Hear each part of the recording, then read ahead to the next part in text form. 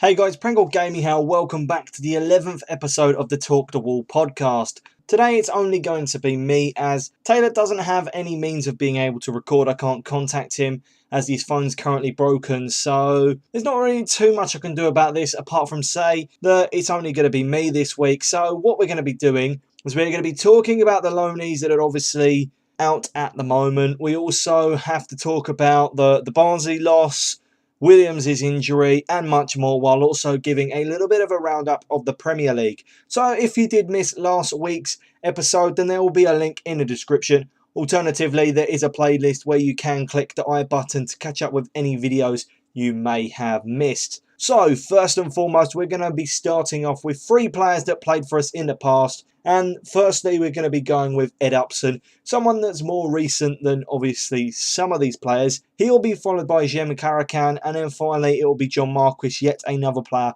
who was recently at the Den. So firstly, it's going to be Ed Upson. He won 2-0 with MK Dons as they defeated Bury. Upson featured the full 90 minutes, while goals from So and Ethan Ebanks-Landell won the game for MK Dons.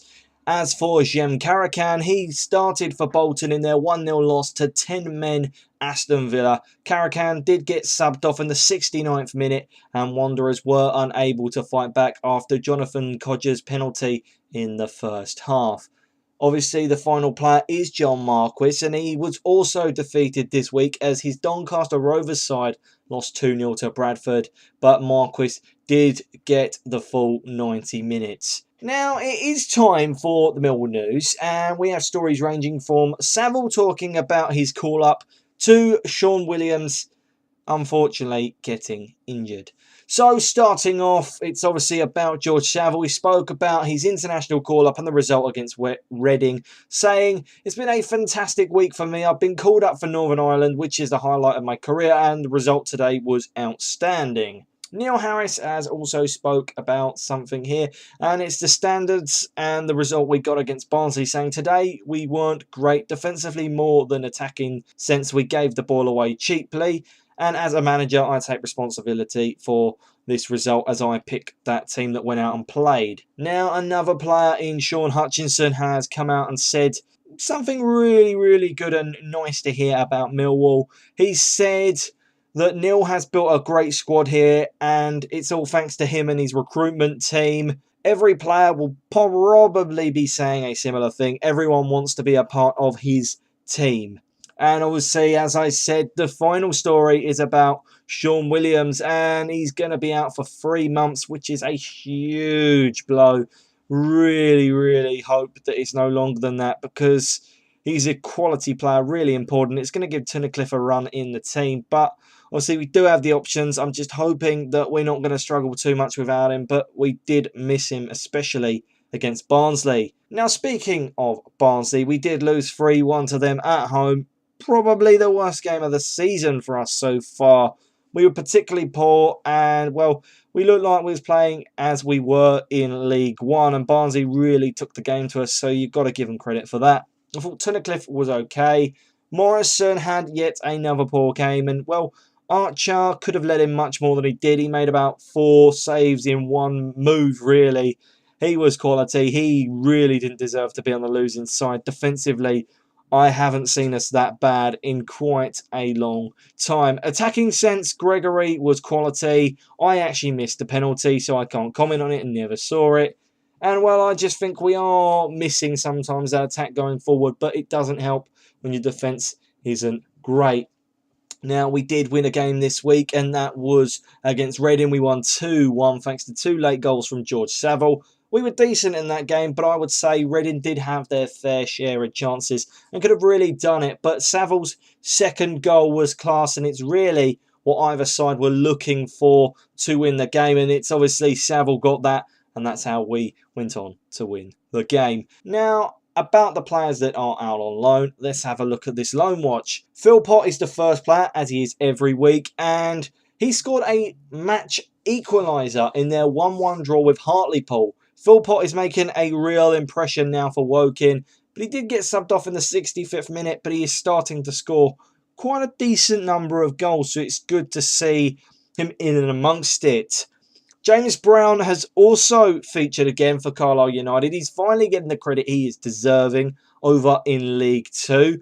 And, well, he actually featured the full 90 minutes in their important 1-0 win over Crawley Town.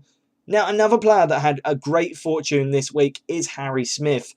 He didn't actually start the game, but he came off the bench fairly early in the 63rd minute to be exact. And this week is good because Smith finally got a goal this week in their 2-0 win over Cambridge. Hopefully, kick-starting Smith's Swindon career, and hopefully he can start performing the way that we have seen him perform in a Millwall shirt in the past. Sticking with League Two, and, well, Sid Nelson is also down there for Yeovil Town, and he didn't quite get the result that him or his side were expecting as they lost 1-0 to Colchester United. Nelson did play the full 90 minutes and never got carded, which is rather unlike Sid, to be honest. And the final player out on loan is obviously Jimmy Abdu. And how did he do for AFC Wimbledon this week? Well, he actually had to wait to come off the bench in their 0-0 draw with Rochdale. He made an appearance in the 74th minute as their final substitute. Now, obviously, as I said, we do cover what happens in the Premier League. And, well, this week we obviously will be talking about Tottenham Hotspur and a couple of players. But just to round up the results for this week. Now, as I'm speaking, I do record this on a Sunday. And so I'm only really going to be talking about the Saturday results. So Manchester City managed to beat Chelsea to prove their dominance and stay top of the league table. Spurs and United won by 4 against easy opposition, while Marco Silva's Watford side fought back to draw 2-2 with West Bromwich Albion. Now, as I said, we will be talking about Tottenham Hotspur here, and, well, Harry Kane in particular as well, because Spurs, they have been fantastic this season. They've been able to compete, which a lot of people said they wouldn't be able to do. They sit third in the league table, 5 points off the top two, and, well, they are looking a very class team. And as for Harry Kane, my word, this guy is class. He is the perfect striker for Tottenham Hotspurs, and I really hope that he doesn't actually go and leave him. I know a lot of people say, oh, he could go here, he could go there. I really genuinely think Kane will stay at the club, and if he does, then he will build great things. Tottenham might even be able to win some trophies because they don't always win them. But with him, they look a completely different side. And hopefully, if they can keep some of their other players on board, it could be really, really good times for Tottenham. Obviously, they are building the team. They did spend quite a little bit less than some of the bigger clubs, but signing players like Davinson Sanchez and, well, obviously, that was much needed in terms of that. And they got rid of some of the strikers that had not been great for them. I do rate that highly. As for Kane himself, I have some information about him and some stats. Kane has a better goals to game ratio than both Lionel Messi and Cristiano Ronaldo, and he has double the goals in his away games than he does of playing. So he has 6 away games that he's played recently. He's got 12 in those games. This is a sign of a quality world-class player. Is he quite Messi and Ronaldo's class? I don't think so, but he's one of the best, if not the best striker. And, well, it's his pace really that lets him down. Apart from that, he is brilliant. People have been saying he can't create opportunities on his own, and he goes and does it against Huddersfield. Yes, I know Huddersfield aren't the greatest of sides, and no discredit to them. Huddersfield can play some decent football. They've been doing okay this season, but Kane really did have a sensational time playing them. Now, if that didn't prove to you how good Harry Kane was, then he scored 36 goals in 2017, which is more than 9 Premier League teams, including 2 of Millwall's rivals, Crystal Palace and West Ham United. Kane has 13 goals in 11 matches, and he didn't score any in August, which technically means you take 3 games off of that to mean that he's got 13 in 8 games. Phenomenal. And, well, I've got to say, I want you guys to comment in the comment section down below. Who do you think's better, Harry Kane or Romelu Lukaku? I think this is an ongoing debate, and it's going to go on for some years now, as both people could sensationally beat Alan Shearer's goal record. I really don't know either or who could do it. Personally, for myself, I think that Lukaku is the better player. I really do love Kane. He's a fantastic striker, but Lukaku's got the pace, the physicality, and is obviously playing at the much bigger, much better side. United are just a class above their own, and obviously Pochettino's a good manager, but so is Mourinho. It is so hard to actually decide. So you guys, if you want, let me know down in the comment section. We can have a little bit of a talk down there. Now, I wanted to cover 3 players that, well, are in the form of their lives at the moment and played really well this week. One being Marouane Fellaini. This isn't a joke. We will get to him in a second. Then we got Richarlison, who's a fantastic signing that Watford have made. We've constantly been talking about him. Last week I mentioned him being involved for Watford. And then finally, a player I never thought I would be praising, Fabian Delph. I didn't even know he played for City. Quite clearly, he hasn't been featuring for quite a long time. He doesn't get that many matches, but he has been gifted an opportunity and he is taking it at the moment. Perhaps it's time for him to make a comeback. So obviously, we will be starting with Marouane Fellaini. As I said, this isn't a joke. A lot of people, including myself, don't really think he's that good enough and he's not really good enough to be a United player.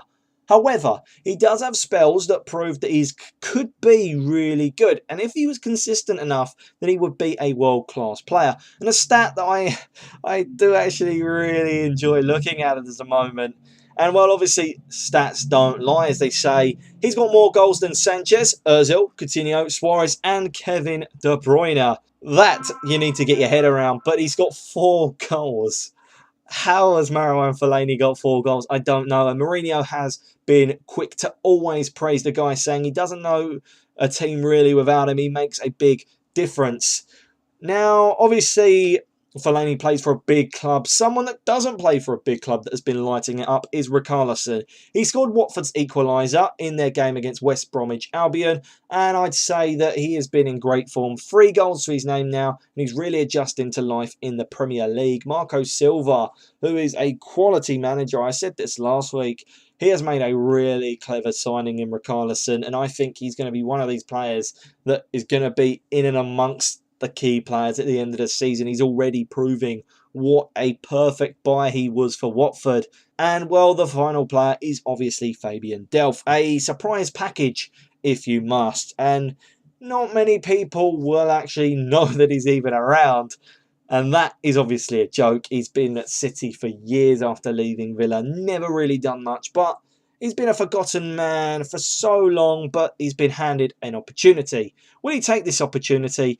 I don't know. It's obviously Mendy being injured. He broke his ACL, I believe, and is out for about 9 months, I think I read. And so Delph has, quite surprisingly, become a left-back. Not really a decision I would make. Not really a decision that many other people would make. I think many would be surprised that he's even in the team at points.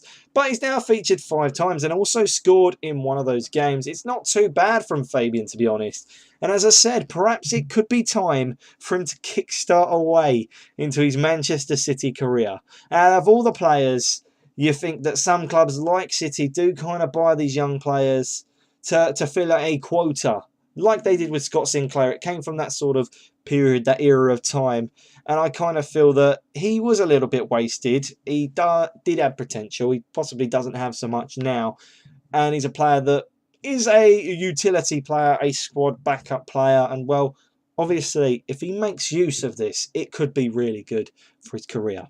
Now, there is one section left in this podcast, and that is Where Are Wolves? So, in the league table, we've actually gone up since the last podcast, thanks to, obviously, beating Reading. Now, obviously, that loss to Barnsley does mean that we do drop a little bit. We're still above where we were in the last episode. So, we currently sit 14th in the league table with 13 points, which is 5 above the drop zone. So, it's not so bad for Millwall at the moment. As I said, the loss against Barnsley clearly dampens the mood, but there's sides in the relegation zone and sides that we're in and around, these ex-Premier League sides.